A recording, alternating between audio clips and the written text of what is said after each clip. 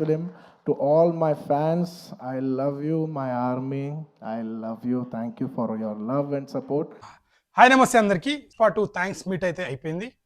So first of all మన Indian cinema records అన్నీ తిరిగి రాస్తూ పుష్ప టూ జర్నీ వచ్చేసి 5 సంవత్సరాల జర్నీ.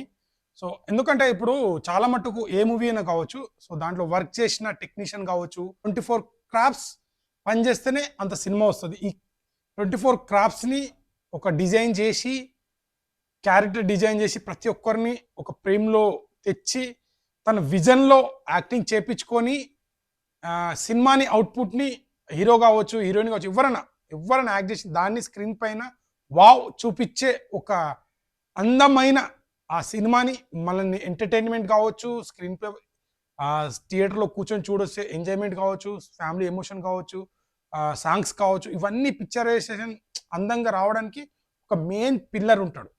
అంటే హీరో ఎంత యాక్ట్ చేసినా, హీరోయిన్ ఎంత యాక్ట్ చేసినా, మ్యూజిక్ ఎంత కొట్టినా, సాంగ్స్ ఎంత కొట్టినా, ఇవన్నీ పర్ఫెక్ట్ మ్యాచ్ చేసి ఆ విజన్ని తయారు చేయగల డైరెక్టరే ఏ సినిమా కావచ్చు, అతనే గొప్ప డైరెక్టర్దే ఉంటుంది.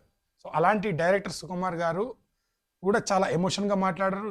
అండ్ బన్నీ గారు కూడా చాలా బాగా మాట్లాడారు. ప్రతి ఒక్క అంటే ఇప్పుడు ఏదైనా పెద్ద మూవీ సక్సెస్ అయితే ఎవరైతే ఆర్టిస్టులు ఉంటారో, ఎవరైతే లైట్ మ్యాన్